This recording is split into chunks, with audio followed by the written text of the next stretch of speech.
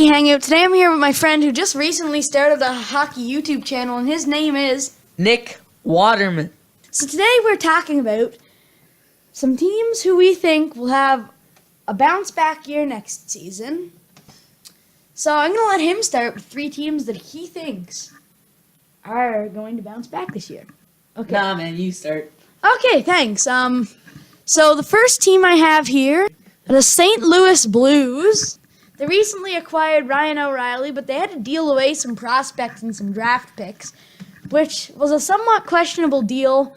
But now they have someone who can play on their first line. Yeah, so they can play with Tarasenko, a potential first-line center for them. And now that Jake Allen has officially taken over the crease and is their #1 goaltender with Carter Hutton packing up and moving to a team that could potentially end up on the list later on, he might not struggle as much because there's no battle for anything. You know you're the top goalie, and maybe it'll give him a bit more confidence.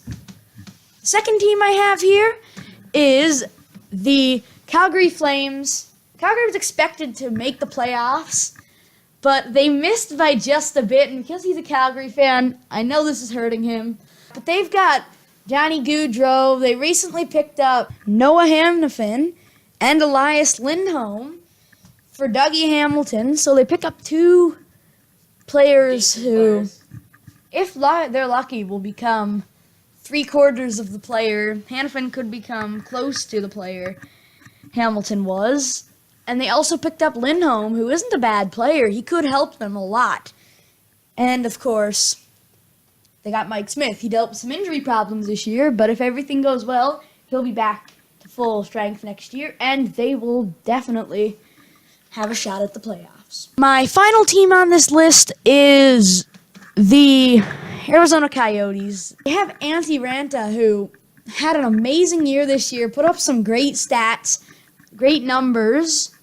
He will definitely play the same if he's got a stronger defense supporting him. And since they've signed Ekman Larsson again, looks like they'll be able to back him up again, put up some decent numbers. And if Ranta can put up numbers even close to as good as he did this year, they can be a playoff team.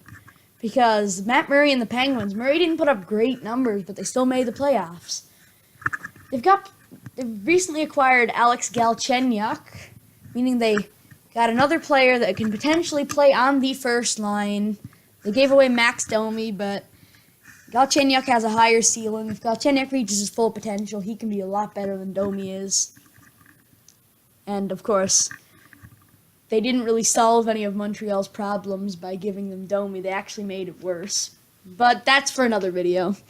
Actually, my video on the Domi trade, I'll link that as a card up above, so be sure to go watch that if you haven't already. And now I'm going to pass the mic over to Nick, and he will talk about the 3 teams he thinks is going to make the playoffs this year and bounce back. All right, so in third place, we have Calgary for the same reasons Jacob said, but I am also biased because they're my favorite team. Yeah, they got Mike Smith. That's basically the whole reason. Plus, we got our offense backed up a lot with James Neal and the 2 guys from Carolina coming in. Elias Lindholm. Yeah, those guys. So, yeah, we might make a shot for the playoffs. Mike Smith needs to stay healthy. Yeah. And in my number 2 spot, we got Buffalo. I know it's surprising. I'm not expecting them to go as far as a playoff spot, but I'm expecting them not to finish last in the league at least because they, for one, got Rasmus Dahlin. They got Jack Eichel. Casey Middlestat could make his debut this year. Yeah, and Sam Reinhart potentially. Yeah, so I'm not expecting them to go as far as making the playoffs, but I think this will be a big step in their rebuild. And at my number 1 spot is Arizona Coyotes for the same reason that Jacob had, but they had a lot of injuries in their first half of the season, and their second half wasn't actually too bad. Didn't it take them like 10, 15 games to win one this year? So just the record not being dead last after that bad of a start of the season is a good sign. Yeah.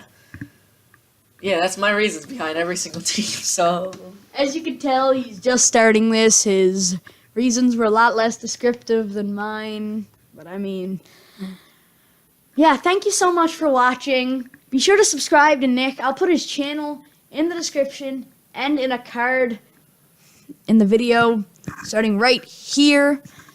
So make sure you subscribe to both of us. Be sure to like the video. Be sure to comment what teams you think will do good next year. And of course, I will see you in the next video. Peace.